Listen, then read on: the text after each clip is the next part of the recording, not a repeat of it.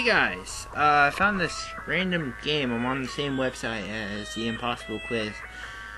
Go over again all that other shit, but I found the world's easiest game, which I just wanted to try it out, see what like, you know, you might as well try everything, you don't have to play always hard games, you just try the easiest games, see if it's ridiculous or not. So I'm gonna try to finish this game in this video, and yeah, and then try to find some other random games. Yeah, so let's get into it. Let's try the world's easiest game.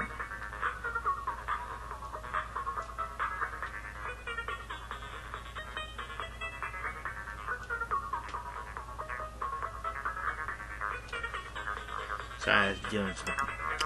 Alright.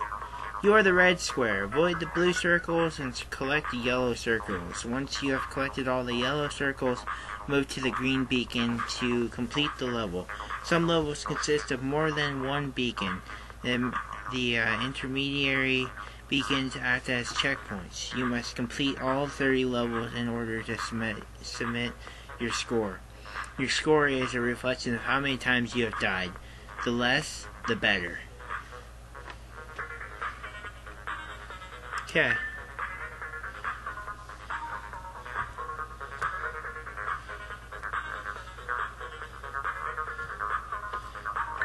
Don't even bother trying. Huh. Yeah, sure. I almost guarantee you would fail. That one was easy.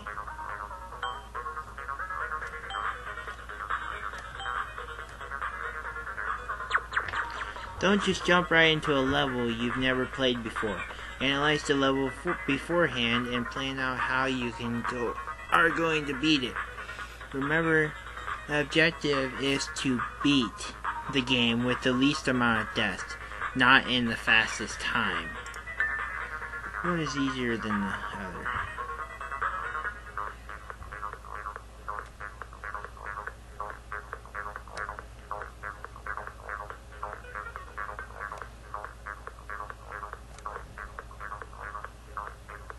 This game is ridiculous, but it's fun. All you have to do is use your arrow keys for this game. If anybody goes up and looks it up and plays it, I advise you to play the Impossible game first and then play this. It makes it so much epic, because you play Impossible and you get killed many times. Then you beat the Impossible, and then you come to here, and you're like, oh, that was easy. Don't get confused now. Yeah.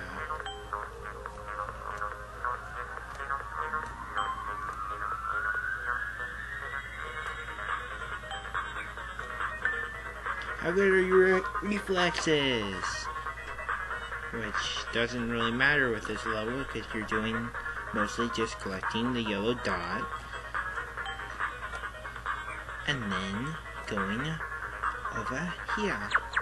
When you're up against a grid of enemies, the safest place is to be away from the center. The way you have more time to move between the enemies, even when the grid formations are less evident. If many of the enemies are moving up and down or left or right, the best place to be would be away from the center. Some levels are actually impossible. Without using this strategy, you may hear you've mastered it. Which, no enemies. Hate to say that, but no enemies. Mostly it's just against you. It keeps on getting harder. Yeah, which one to go for first? I suppose pretty much. Shoop. Hope you're not in a hurry. Well, which one? Eeny, miny, mo. Let's go with this one. Nope. This way, too easy. Seriously, too easy. It starts to get real. very quick.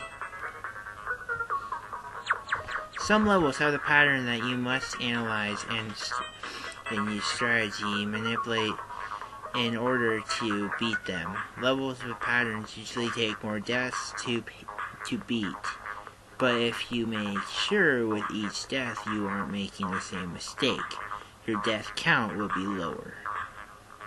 I have 0 deaths because this game is pretty easy. See? Talk about enemies, but no enemies. Pretty much you want to play Impossible game first, like I said earlier, and then face this game with no enemies. Pretty much. It's like Impossible game, it's just not impossible. No way, shape, or form impossible. Won't beat the game? Yeah, I will. I know where it is. Because I've played it before. One is so hard. Yeah, what session to start on?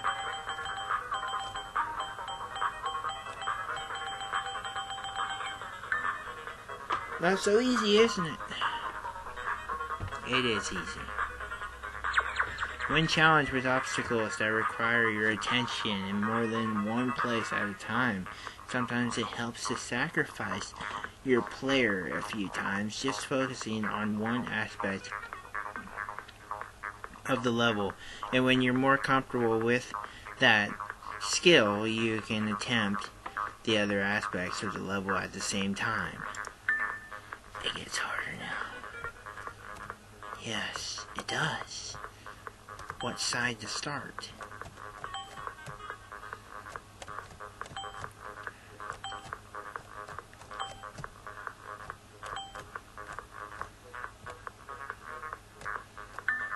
You've already lost. How?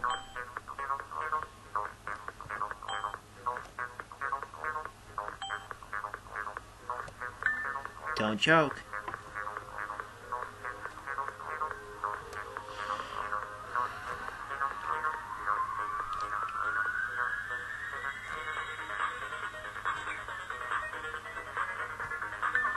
Round and around.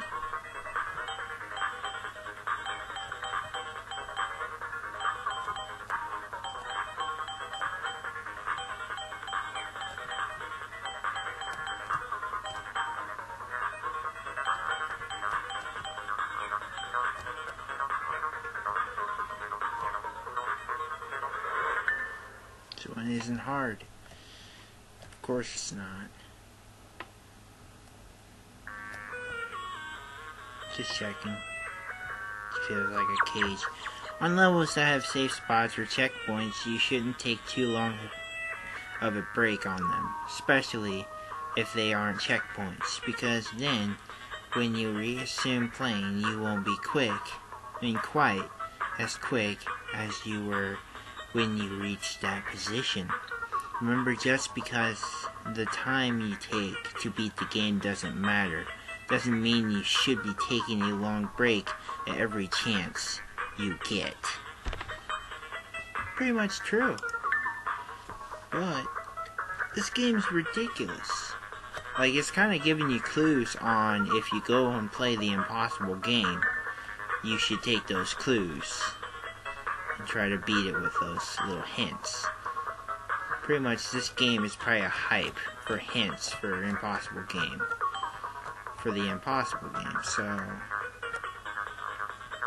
I guess maybe you should play this before you go and play the Impossible game. You can get little hints on how to beat the game, I guess, or hard at all. So, or you could just do what I did. I played the Impossible game, and then, well, then I went on and played this. Just to see what the heck it was, and it turned out to be the most ridiculous game I've ever played.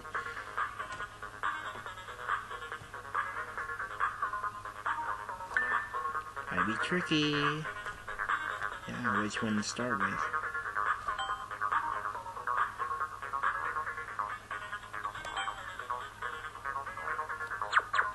fallen level is impossible. Impossible.